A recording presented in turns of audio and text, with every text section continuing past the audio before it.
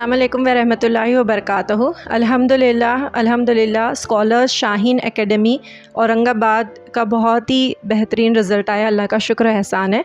और हमारे साथ हमारी टॉपर्स दो मौजूद हैं यहाँ पर, माहीन और हफ्सा। तो मैं आप दोनों से पूछना चाहूँगी कि आपका स्कोर आप बताएं, ऑल इंडिया रैंक भी बताएं, and how you are feeling, और किस तरह आपका एक्सपीरियंस रहा शाहीन स्कॉलर्स में। अस्सलाम वालेकुम एवरीवन, मेरा नाम माहीन शेख है और मेरा नीट 2023 में 670 स्कोर आया है और AIR 2909। Assalamualaikum everybody. I am Hafsa Darbar. I scored 670 marks in my first attempt in NEET 2023. सो अल्हम्दुलिल्लाह ये बहुत ही अस्टॉनिशिंग बात है कि आपने फ़र्स्ट अटैम्प्ट में अपना नीट निकाला। बहुत सारे स्टूडेंट्स का, पेरेंट्स का ये परसेप्शन होता है कि हम फ़र्स्ट अटैम्प्ट में नीट को क्लियर नहीं कर सकते। तो आपका क्या एक्सपीरियंस है, या आप अपने दूसरे नीट एस्पिरेंट्स को क्या सलाह देना चाहेंगे कि कैसे आपने in your first attempt cleared and top. जो भी नीट एस्पिरेंट्स हैं उनके लिए एक ही एडवाइस देना चाहूँगी कि वो लोग, हर नीट एस्पिरेंट यही सोचता है कि फ़र्स्ट अटैम्प्ट में करना ये बहुत मुश्किल है, लेकिन अगर वो ये सोच ले कि फ़र्स्ट अटैम्प्ट में ये क्लियर हो जाएगा तो इंशाल्लाह डेफिनेटली उसका ये क्लियर होगा। बस अपनी मेहनत पर भरोसा रखिए और आगे बढ़ते रहिए, इंशाल्लाह अल्लाह ताला आपको ज़रूर कामयाबी देगा। हम लोग को फर्स्ट अटैम्प्ट में ही हम लोग को ये सोचना चाहिए कि हम लोग के पास ये एक ही अटैम्प्ट है और हम लोग को MBBS के अलावा और कुछ भी नहीं करना है। और जो भी टीचर्स पढ़ा रहे हैं हम लोग को वो सोचना चाहिए कि टीचर्स जो पढ़ा रहे हैं वही सब कुछ है, और टीचर्स को हम लोग को ट्रस्ट करना चाहिए और एक्स्ट्रा ज़बरदस्ती में कुछ भी नहीं पढ़ना चाहिए।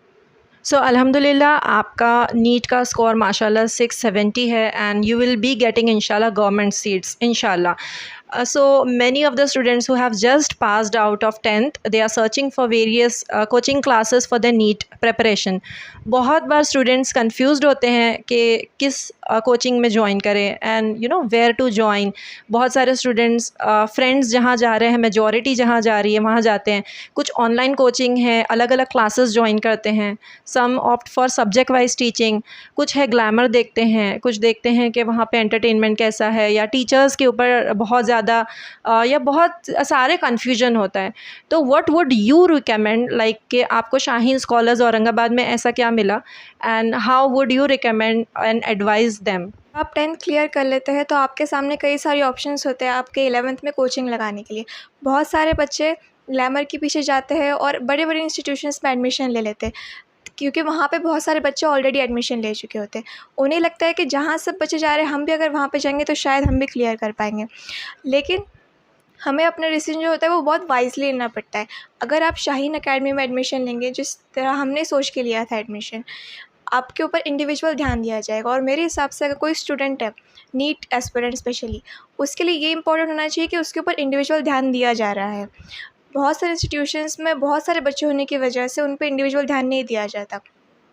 यहाँ पे शायद आप पे इंडिविजुअल ध्यान दिया जाएगा, आप प्रोग्रेस करोगे, आप प्रोग्रेस का रिकॉर्ड भी रहेगा। स्टूडेंट को जो भी 11th में कोचिंग क्लास देख रहा है, या मतलब 11th से पहले भी या 11th के बाद में भी, मैं रिकमेंड करूँगी कि शाहीन ज्वाइन करे, क्योंकि शाहीन के टीचर्स बहुत अच्छे हैं, फैकल्टी बहुत अच्छी है, एक्सपीरियंस्ड फैकल्टी है, और एडमिनिस्ट्रेशन भी बहुत अच्छा है, और सेपरेट हॉस्टल्स है फॉर बॉयज़ एंड गर्ल्स, और मेस का खाना भी बहुत अच्छा है। So being a student at Shaheen scholars Aurangabad, आपको क्या एडेड एडवांटेज फील हुआ that you can stand apart from you know other coaching classes, या फिर एक नेशनल लेवल के ऊपर आपको एक एज मिला। पहले तो शाहीन के जो टीचर्स हैं बहुत एक्सपीरियंस्ड और एक्सपीरियंसलिटी है उनकी, इसकी वजह से हमें काफ़ी सारी चीज़ें सीखने को मिली और काफ़ी सारे एडवांटेजेस थे उसके। दूसरा पॉइंट ये कि शाहीन के जो टेस्ट होते थे वो हमेशा रेगुलर होते थे, मंडे टू मंडे हम लोग के टेस्ट रहते थे, और जितना भी हफ्ते में सिलेबस कवर हुआ था उसके ऊपर 720 मार्क्स का एक टेस्ट रहता था। हर महीने में ग्रांड टेस्ट रहता था, जिसमें जो भी महीने का सिलेबस था वो पूरा उस टेस्ट में आया करता था। मॉक टेस्ट जो थे हमारे काफ़ी सारे हुए थे, जिसकी वजह से हमें एक्सपीरियंस आ चुका था कि नीट एग्ज़ाम कैसा होता है। हॉस्टल फैसिलिटीज़ हो, चाहे टीचर्स की फ़ैसिलिटीज़ हो, कोई भी फैसिलिटीज़ हो, उन्होंने हमें कभी कोई कमी नहीं करी फैसिलिटीज़ देने में। हम लोग के जो मॉक्स होते थे और वनडे थे और टेस्ट सारे हम लोग नेशनल लेवल पर थे, तो उससे हमको सिर्फ ऐसे नहीं रहता, हम लोग सिर्फ शाहीन में ही हम लोग लिख रहे हैं, तो हम लोग के साथ को करो, हम लोग और मार्क्स अच्छा, रैंक अच्छा आ गया तो उससे बहुत ओवर एक्साइटेड होते हैं। लेकिन आप लोग और इन लेवल पर हम रिपीट कर रहे हैं, तो वजह से हम लोग को पता है हम लोग एक्चुअली हम लोग की पोजीशन कहाँ पर है। और हमको यहाँ पर एक्स्ट्रा टेस्ट सीरीज़ भी दी गई थी शाहीन की तरफ से, जो भी ऑल इंडिया लेवल थी, तो उसमें भी हम लोग को अपनी पोजीशन पता चलता है हम लोग की प्रिपरेशन की लेवल कहाँ पर है।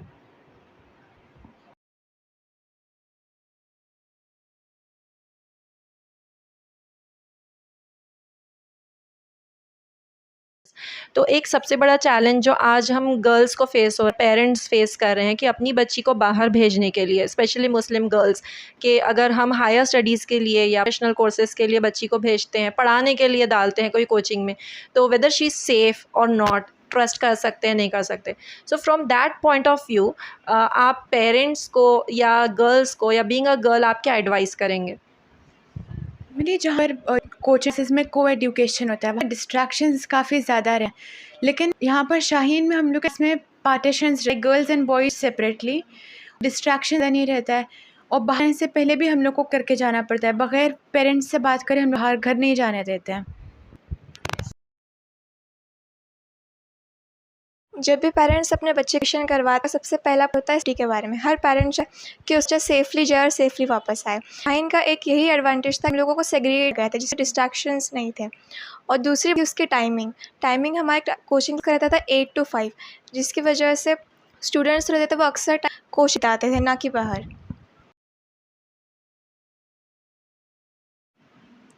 So there is a personal question कि some of your memories, some of the good memories जो आपने स्कॉलर शाहीन औरंगाबाद में बिताया ये जो वक्त, और some of the worst experiences और memories जो आपने शेयर की, तो good and the bad ones, कुछ हमारे साथ, हमारे स्टूडेंट्स जो नीट एस्पिरेंट्स हैं उनके साथ शेयर करिए। जब आप नीट के लिए प्रिपेयर करते हो किसी कोचिंग में, तो आपकी गुड मेमोरीज़ भी होंगी और बैड मेमोरीज़ भी। गुड मेमोरीज़ हमारी ये थी कि हमारी फ्रेंडशिप काफ़ी हद तक डेवलप हुई थी यहाँ पे। हमें काफ़ी अच्छे फ्रेंड्स मिले जो हमारे सपोर्टिव थे और मोटिवेट करते थे। टीचर हमें काफ़ी मोटिवेट करते थे। हमारे रेगुलरली कई से होता था कि हमें कुछ कम मार्क्स मिल जाते थे, और स्कोर कम आता था, लेकिन हम लोग उसको डिमोटिवेट नहीं गए। लेकिन ह्यूमन बिहेवियर है कि कम मार्क्स आने पर हर इंसान मोटिवेट होता है, और इस टाइप से हेल्प जो करते हैं वो हमारे फ्रेंड्स और टीचर्स होते हैं। अगर हम अगर डिस्कस करेंगे तो वो हमारी हेल्प करेंगे। उसी तरह हम भी जब डिमोटिवेट होते थे, हमारी हेल्प हमारी टीचर ने, हमारी फ्रेंड्स ने की। हम किसी भी हमारे फ्रेंड को लेफ्ट आउट फील नहीं करवाते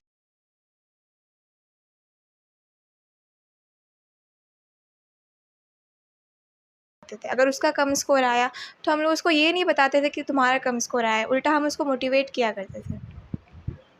और one of my best memories है यहाँ पर शाहीन में हम लोग के ग्रैंड टेस्ट के टॉपर्स को हमेशा प्राइज़ मिलता था, लाइक हम लोग को अक्सर प्राइज़ मिला है, तो बहुत अच्छी मेमोरीज़ में से है। और एंडिंग जो आखिरी के दिन थे वो टाइम पर हम लोग हॉस्टल में बैठ के पूरे फ्रेंड्स हम लोग सब बैठ के पढ़ाई करते थे, और उससे हम लोग काफ़ी दूसरों को एक्सप्लेन करते थे और क्वेश्चंस पूछते थे, तो उन लोग का पढ़ाई अच्छे से होती थी और हम लोग भी करते अच्छे से। सो बेसिकली हम ये देखेंगे कि आप जब स्कॉलर में थे और किसी भी एक नीट एस्पिरेंट के लिए, जब कोई पर्सन 11th और 12th में नीट के लिए एनी चैलेंजेस, तो what do you are of your best challenges, आपने उसको कैसा ओवरकम? नीट के प्रिपरेशन चैलेंजेस तो कई होते हैं, जैसे कि मेरे सामने कुछ चैलेंजेस थे। फर्स्ट चैलेंज वो टाइम मैनेजमेंट। फिजिक्स के बायो में टाइम मैनेज नहीं कर पाती थी, कभी किसी सब्जेक्ट का टाइम चल जाता था जिससे उसका इफेक्ट टेस्ट में पड़ता था। लेकिन धीरे धीरे आप आपके ऑप्शन में कंटिन्यू करेंगे तब आपको चलेगा कि कहाँ पे टाइम डालना है, कहाँ पे आपको कि जो कॉन्सेप्ट है सॉन्ग करना है। आपको जैसे पता चलेगा ये आपका नीट स्कोर जो है वो धीरे धीरे इम्प्रूव होता जाए। दूसरी ये चाहिए कंसिस्टेंट। मार्क्स अगर आपके कंसिस्टेंट है तो वो डेवलप होंगे, प्रोग्रेस होंगे। अगर मार्क्स में आपकी कंसिस्टेंसी नहीं है तो फिर वो फाइनल रिजल्ट की ओर नहीं लेकर जाएगा।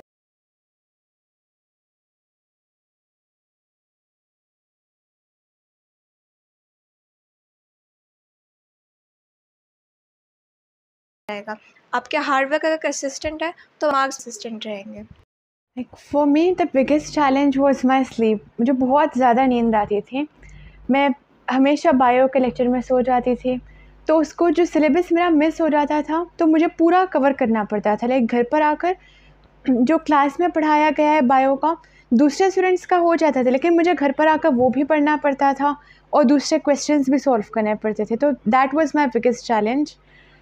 वाइल डूइंग नीट प्रिपरेशन कुछ हमारे स्टूडेंट्स ऐसे रहते हैं कि अक्सर स्टूडेंट्स को होता है कि कुछ सब्जेक्ट्स बहुत इजी रहते हैं, like it's an easy game for them, और कुछ होते हैं जो बहुत डिफ़िकल्ट होते हैं। तो ये स्टडी करते वक्त समझ में नहीं आता है कि इजी वालों पर फोकस करें to score out of marks, या फिर डिफ़िकल्ट वाले पर फोकस करें सो दैट हम वहाँ पर उसके ऊपर इन्वेस्ट करेंगे टाइम तो हमारा स्कोर वहाँ बढ़ेगा। यूजुअली होता है कि हार्ड सब्जेक्ट के ऊपर फोकस करने में इजी सब्जेक्ट को हम इजी ले लेते हैं एंड देन स्कोर हमारा नहीं आता। तो आपने किस तरह बैलेंस आउट किया? ये सबसे इजी सब्जेक्ट फ़िज़िक्स था हमेशा से, लाइक 11th स्टार्टिंग में डिफ़िकल्ट लगता था, लेकिन विथ टाइम फ़िज़िक्स का आसान लगने लगा।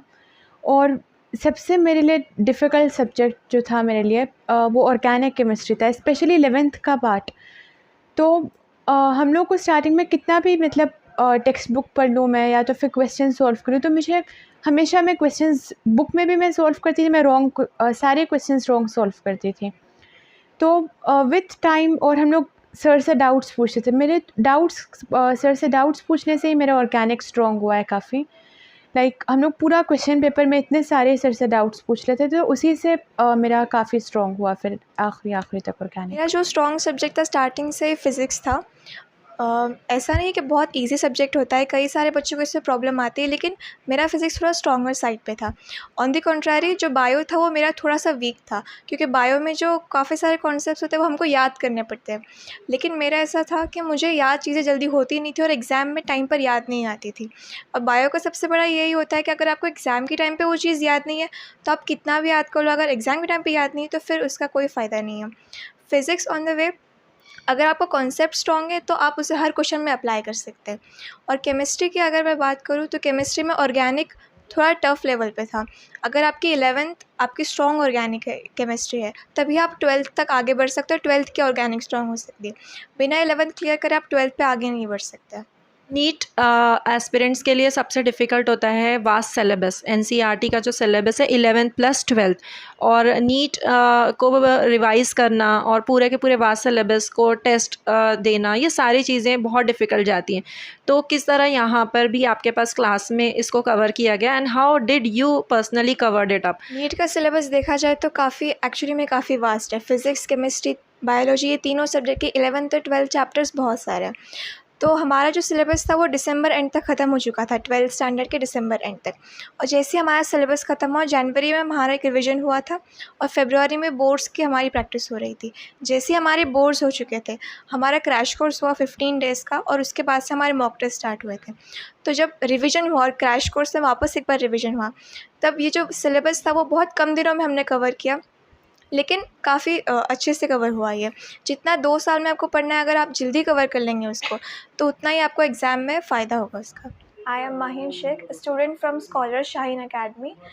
I scored 670 out of 720 marks in NEET 2023 with an AIR of 2909. I would be very thankful to all the teachers, director of Shaheen Academy, who helped me a lot during this journey. I joined the Shaheen Academy for 2 years of course, 11th and 12th, and also best of luck for the future NEET aspirants. I am Hafsa Darbar. I scored 670 marks out of 720 in NEET 2023 in my first attempt.